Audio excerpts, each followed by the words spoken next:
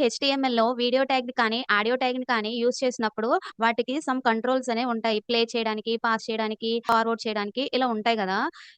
జనరల్‌గా అవెప్పుడొస్తాయి? ఆ ట్యాగ్‌కి కంట్రోల్స్ అనే అట్రిబ్యూట్‌ని యూజ్ చేస్తేనే వస్తాయి. లేకపోతే ఆప్షన్స్ ఏమి కనిపించవు. రియల్ టైమ్‌లో మనకి చాలా వెబ్‌సైట్స్‌లో ఆ డిఫాల్ట్‌గా వచ్చే కంట్రోల్స్‌ని చూపించరు. అయినా కానీ ఆ ఫంక్షనాలిటీస్ అన్నీ చేస్తారు. ఫర్ ఎగ్జాంపుల్ నేను యూట్యూబ్ ఓపెన్ చేస్తున్నా. ఇక్కడ మనకి ఈ కంట్రోల్స్ ఏవైతే ఉన్నాయో వీటిలో మాక్సిమం ఇవి కస్టమ్‌గా క్రియేట్ చేసినవే. డిఫాల్ట్ కంట్రోల్స్ ఎలా వర్క్ అవుతాయో ఆ ఫంక్షనాలిటీస్‌ని ఈ ఐకాన్స్‌ని క్లిక్ చేసినప్పుడు జావా స్క్రిప్ట్ ద్వారా చేయొచ్చనమాట. వాటికి సమ్ మెథడ్స్ అండ్ ప్రాపర్టీస్ ఉన్నాయి. సో, నేను కొన్ని ఎగ్జాంపుల్స్ అనేవి చూపిస్తాను. ఇప్పుడు నేను ఈ వీడియో ట్యాగ్‌ని జావా స్క్రిప్ట్‌లో తీసుకొస్తున్నాను.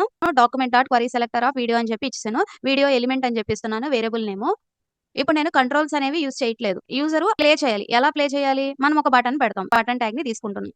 ఈ బటన్ ట్యాగ్‌కి ప్లే అని చెప్పి ఇస్తున్నాం. యూజర్ ఈ ప్లే అనే బటన్ మీద క్లిక్ చేస్తే ఆ మీడియా ఫైల్ అనేది ప్లే అవ్వాలి. సో, అంటే నేను ఇక్కడ దీనికి క్లిక్ ఈవెంట్‌ని యాడ్ చేయాలి. So, on click is equal to play అని చెప్పి ఇస్తున్నాం. ప్లే అనే ఫంక్షన్ ఇక్కడ మనం రాసుకోవాలి. మనము వీడియో ట్యాగ్‌ని తెచ్చుకొని వీడియో ఎలిమెంట్ అని పెట్టుకున్నాం గదా! దానికి ప్లే అనే మెథడ్ ఉంటుంది. జస్ట్ ఆ మెథడ్‌ని కాల్ చేస్తే ఆ వీడియో అనేది ప్లే అవుతుంది. ఇది వీడియో ట్యాగే కాదు ఆడియో ట్యాగ్ కూడా ఉంటుంది. సో, నేనిప్పుడు ప్లే బటన్ మీద క్లిక్ చేస్తున్నా.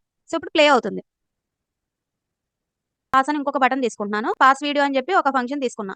ఇక్కడ కూడా పాస్ వీడియో అని చెప్పి ఇస్తున్నా. పాస్ బటన్ క్లిక్ చేసినప్పుడు ఈ ఫంక్షన్ ఎగ్జిక్యూట్ అవ్వాలి. సో, ప్లే అనే మెథడ్ ఎలా అయితే ఉందో పాస్ అనే మెథడ్ కూడా అలానే ఉంది. సో, ఇప్పుడు నేను ప్లే బటన్ క్లిక్ చేస్తే ప్లే అవుతుంది. పాస్ బటన్ క్లిక్ చేస్తే పాస్ అవుతుంది.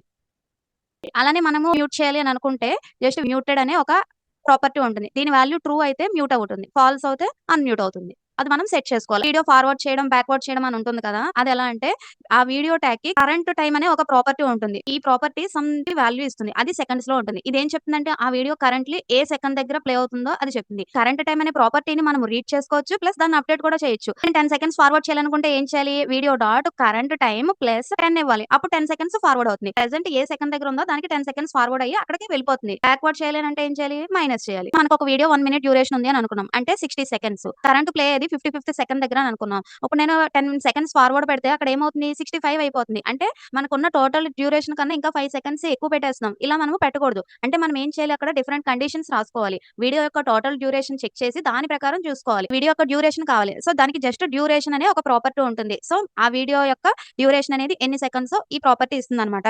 వాల్యూమ్ ఇంక్రీజ్, డిక్రీజ్ చేసే ఆప్షన్స్ కూడా ఉన్నాయి. వీడియో ఎలిమెంట్ డాట్ వాల్యూమ్ అనే ఒక ప్రాపర్టీ ఉంటుంది. మనం రీడ్ చేసుకోవచ్చు, సెట్ చేసుకోవచ్చు. వాల్యూస్ జస్ట్ 0 నుంచి 1 ఈ రేంజ్‌లోనే మనం ఇవ్వాలన్నమాట. హాఫ్ రెడ్యూస్ చేయాలంటే వీడియో డాట్ వాల్యూమ్ 0.5 ఇవ్వాలి. అలానే మనకి ప్లేబ్యాక్ స్పీడ్ ఉంటుంది కదా! ప్లేబ్యాక్ రేట్ అనే ప్రాపర్టీని యూజ్ చేసి స్పీడ్‌ని కంట్రోల్ చేయొచ్చు. హై పెట్టుకోవచ్చు, లో పెట్టుకోవచ్చు. డిఫాల్ట్‌గా 1 ఉంటుంది. మనకు 0.5 స్పీడ్‌లో కావాలనుకుంటే 0.5, 2 ఎక్స్‌లో కావాలంటే జస్ట్ ఇక్కడ 2 ఇవ్వాలి.